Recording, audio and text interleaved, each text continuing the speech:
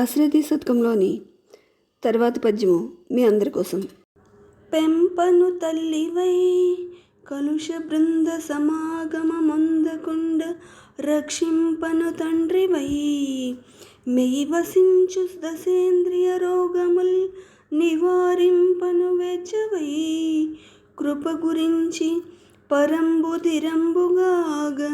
సత్సంపదలీయ నీవే గతి దాశరథి కరుణాపయోనిధి. భావము.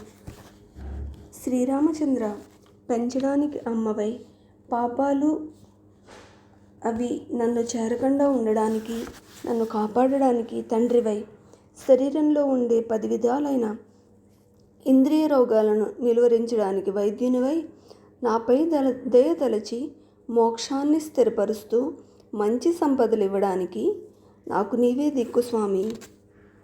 వ్యాఖ్య. అమ్మ, నాన్న, వైద్యుడు, దైవం ఈ నలుగురు 4 విధాలా తోడ్పడితే ఈ మానవ జీవితం ఎంతో దివ్యంగా వెలుగుతుంది.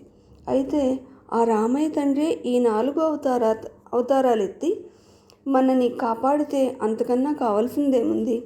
పెంచేది అమ్మ, చెడు దరి చేరకుండా కాపాడేది నాన్న, రోగాలు రాకుండా ఆపేది వైద్యుడు, మోక్షస్థానాన్ని సుస్థిరపరిచేది దైవం. అంతకన్నా ఎవరైనా ఏం కోరు? ఈ దశేంద్రియాల రోగాలేమిటి? 5 కర్మేంద్రియాలు, వాక్కు, పాణి, పాద, పాయు, ఉపస్థలు. 5 జ్ఞానేంద్రియాలు, త్వక్కు, చక్షు, స్తోత్ర, జిహ్వ, ఘ్రాణాలు. వీటిలో ఏది పని చేయకున్నా, సరిగా పని చేయకున్నా రోగం వచ్చినట్లే. వైద్యుని ఆశ్రయించి రోగ నిర్మూలన చేసుకోవాల్సిందే. అన్నిటినీ మించినది భవరోగం. అది దూరం కావాలంటే ఆత్మారాముణ్ణి ఆశ్రయించాల్సిందే. ఆహా, రామదాసు ఎంత చక్కగా చెప్పారు.